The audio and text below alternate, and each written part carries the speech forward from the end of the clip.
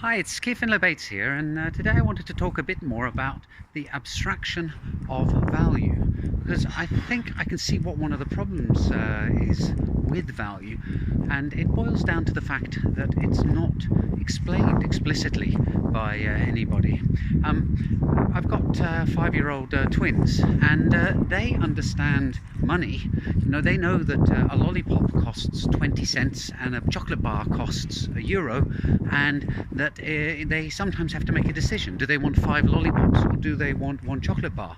And they can translate between cents and euros and items of desire, but of course they're 5 years old. They don't have an understanding of what underpins money or currency.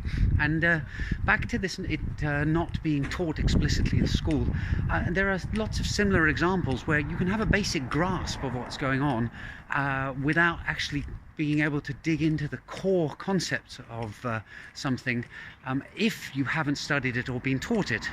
So I'm thinking here, for example, about grammar. If you're a native English speaker, you have an implicit understanding of how language works. Now, you may not know what the subjunctive mood is, or what the representation of the essive case in English is, but that doesn't stop you using them in everyday speech. And it's only when you're taught about grammatical constructs that you start thinking, hey, there's actually something going on behind all of this language that I can just speak without even thinking about it. It's the same in mathematics. Proof is a very important concept within mathematics, and when you go to university you start getting exam questions where you have to prove stuff where the proof wasn't in a textbook for you to just look up. So you have to use tools in order to build together, draw things from other proofs that you've seen. But because proof isn't taught in universities, a lot of mathematics students fall by the wayside. It's kind of the first stumbling block, the first filter, as you were, to see if somebody really is a mathematician.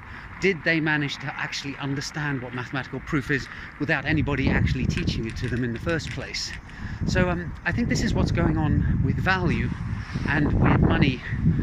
They're things that we think we understand because we deal with them in everyday life, and we know how to save and spend and earn, and we know what coins look like, and banknotes look like, but what actually is going on behind the scenes when it comes to currency and money and the economy and value is not ever really fully explained. So that's kind of what I've been digging into this week, and tomorrow I'll have hopefully a few more insights to share with you. I hope you found this interesting, and I'll see you in the next video soon. Bye for now.